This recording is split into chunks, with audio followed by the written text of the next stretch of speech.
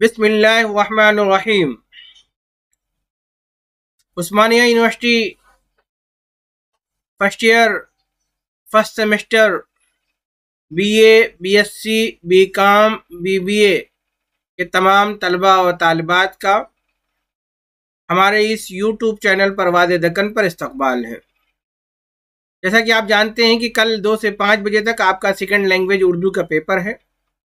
بہت سارے طلباء و طالبات پریشان رہتے ہیں۔ میں نے اس سے پہلے بھی 2 ویڈیو یہ بتائی ہے، ماڈل پیپر کے حوالے سے، اولڈ پیپر کے حوالے سے، اور آج میں ایک دوسری یونیورسٹی کے پیپر کے حوالے سے لے کر کے میں حاضر ہو رہا ہوں تاکہ اگزام سے پہلے آپ ان سوالات کو دیکھ لیں۔ میں سمجھتا ہوں کہ آپ تیار ہو گئے ہوں گے، آپ نے تمام چیزوں کو حل کر لیا ہوگا، تو ایک بار میری یہ درخواست ہے کہ اگزام لکھنے سے پہلے یہ جو پیپر میں ابھی پیش کرنے جا رہا ہوں اسے آپ حل کر لیں۔ حل کرنے کا جو ایک فائدہ ہوگا وہ یہ ہوگا کہ آپ کتنا تیار ہیں اگزام کے لیے، کس طرح سے تیار ہیں، اس بات کا اندازہ ہو جائے گا۔ اس سے کیا ہوگا خواتین و حضرات، اس سے اس بات کا علم ہو جائے گا کہ آپ کتنا تیار ہیں، اگزام کی کتنی تیاری ہو چکی ہے، اور اگر نہیں تیاری ہے تو ابھی آپ کے پاس ٹائم ہے، آپ اسے پڑھ کر کے تیار کر سکتے ہیں۔ آپ کو مواد مل چکا ہے، میٹیریل مل چکا ہے، اس حوالے سے آپ کو تیار کرنا ہے۔ تو آئیے بغیر کسی لیٹ کے اور بغیر کسی وقت کے خراب کرنے کے، میں چاہتا ہوں کہ وہ آپ کو کوشچن پیپر آپ کے سامنے پیش کروں تاکہ آپ اس حساب سے دیکھ سکیں۔ خواتین و حضرات، یہ ابھی فروری مارچ 2022 کا پیپر ہے، دوسری یونیورسٹی کا پیپر ہے، لیکن سلیبس ہمارا سب ایک ہی ہے۔ میرے خیال سے شاید کہ یہ تلنگانہ یونیورسٹی کا ہے، سلیبس ایک ہے، تمام چیزیں ایک ہیں، اور میں سمجھتا ہوں کہ پیپر بھی تقریباً وہی رہتا ہے۔ تو آئیے دیکھیں، جو پہلا سیکشن انہوں نے دیا ہے، یعنی 4 آف دا فالوئنگ کویسچن، 6 سوالات ہیں، اس میں سے 4 کرنے ہیں۔ پہلا سوال دیا ہے، محمد قلی قطب شاہ کی شاعری پر اظہار خیال کیجیے۔ محمد قلی قطب شاہ، جیسا کہ آپ جانتے ہیں کہ پہلا صاحب دیوان شاعر ہے، مختلف طرح کے انہوں نے شاعری کی ہے، غزلیں ہیں، اچھی غزلیں ہیں، تو ان کی تمام شاعری کو موضوع بنا کر کے ہمیں اس کا جواب لکھنا ہے۔ دوسرا جو سوال ہے، اکبر الہ آبادی کی شاعری کی خصوصیات تحریر کیجیے۔ اکبر الہ آبادی جیسا کہ آپ جانتے ہیں کہ نظم گو شاعر رہے ہیں، طنز و مزاح کے شاعر رہے ہیں، اس حوالے سے آپ کو تیار کرنا ہوگا۔ مظہر علی خان ولا کے بارے میں اپنی معلومات قلم بند کیجیے۔ مظہر علی خان ولا، چونکہ انہوں نے داستانیں لکھی ہیں، اور خاص کر فورٹ ولیم کالج میں جو ان کی خدمات رہی ہیں، منشی کے پیشے پر فائز تھے، اور اس زمانے میں منشی استاد ہوا کرتا تھا، اس کے ساتھ ساتھ وہ کتابیں بھی ترجمہ کرتا تھا، بہت ساری کتابیں انہوں نے ترجمہ کی ہیں۔ انہی میں سے ایک کتاب کا نصاب ہمارے نصاب میں، ایک کتاب کا حصہ ہمارے نصاب میں شامل ہے۔ تو بہرحال ہمیں چاہیے کہ ہم ان تمام جو چیزیں بیان کی گئی ہیں اس کو اس حوالے سے ہم پیش کریں، ان کے بارے میں ہم جانتے کیا ہیں، ان تمام چیزوں کو ہم پیش کرنے کی کوشش کریں۔ نظم فنون لطیفہ کا خلاصہ لکھیے۔ فنون لطیفہ علامہ اقبال کی بہترین نظم ہے، خلاصہ آپ کو بتایا جا چکا ہے، اس کا خلاصہ آپ کو اپنے الفاظ میں لکھ دینا ہے۔ 5واں سوال ہے، صالحہ عابد حسین کے بارے میں آپ کیا جانتے ہیں؟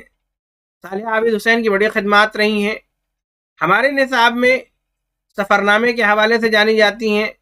سفر نامہ انہوں نے جو ہے ہندوستان جنت نشان کے حوالے سے ہمارے نصاب میں شامل ہے، جس میں انہوں نے کشمیر، حیدرآباد، بامبے، گلبرگہ، اور اسی طریقے سے مدھیہ پردیش یعنی بھوپال کا انہوں نے بڑا ذکر کیا ہے۔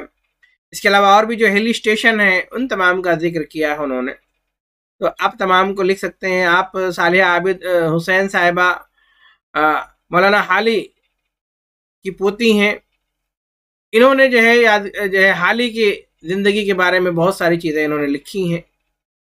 تو بہرحال آپ ان کو جو بھی ان کے بارے میں معلومات ہیں، سوانح حیات کے حوالے سے ہو، یا اسباق کے حوالے سے ہو، یا کتابوں کے حوالے سے ہو، آپ کو اختیار ہے کہ اس سوال میں آپ کچھ بھی لکھ سکتے ہیں۔ 6واں سوال ہے، سراج اورنگ آبادی کی غزل گوئی کی خصوصیات تحریر کیجیے۔ سراج اورنگ آبادی بڑے شاعر گزرے ہیں، جو ہے دکن کے تو آپ ان کے بارے میں، ان کی غزل گوئی کے بارے میں آپ کو تحریر کرنا ہے۔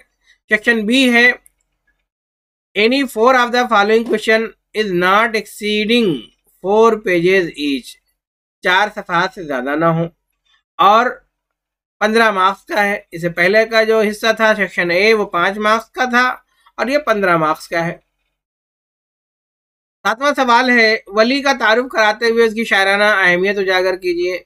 8واں سوال ہے میر تقی میر کی غزل گوئی کا تجزیاتی مطالعہ پیش کیجیے۔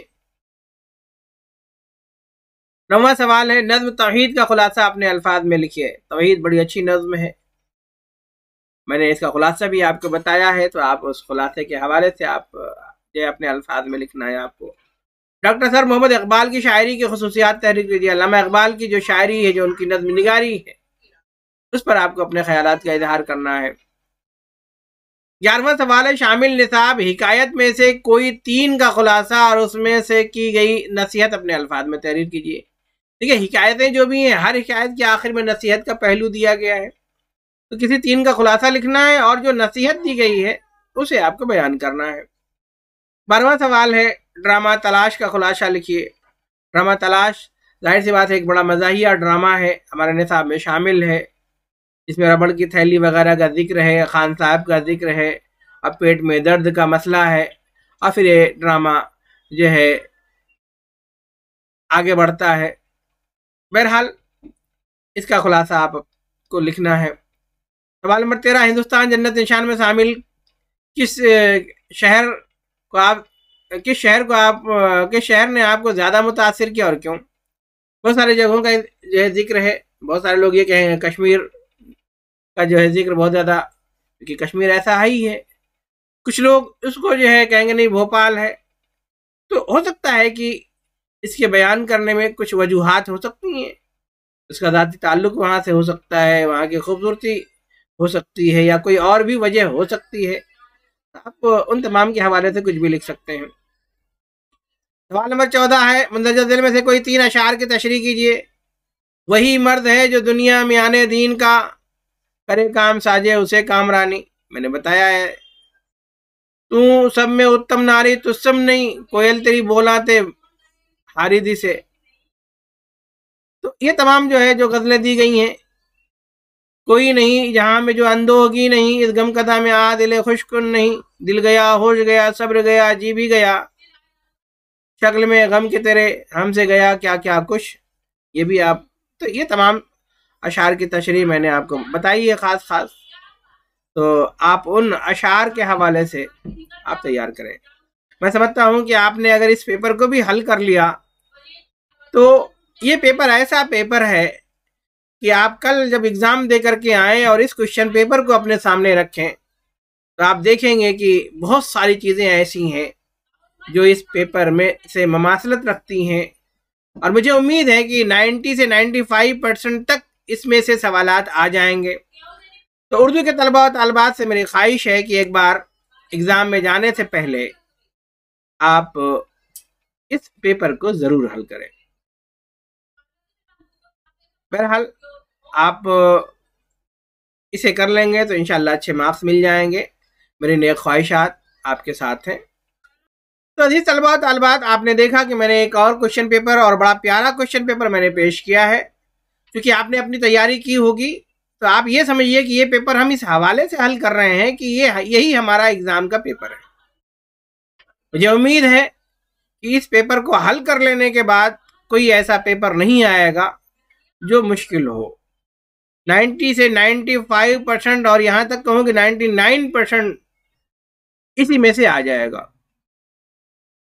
تو آپ لوگ اس پیپر کو حل کریں، ایک پین اور پیپر لے کر کے بیٹھ جائیں، اور اس کے بعد آپ اس سوال کو حل کریں، آپ پھر اسے پڑھیں، آپ کو خود بخود سمجھ میں آ جائے گا کہ کیا کیا کچھ بیان کیا گیا ہے اور کیا کیا کچھ بتایا گیا ہے اور کتنا کچھ اس میں سے بتائے ہوئے میں سے آیا۔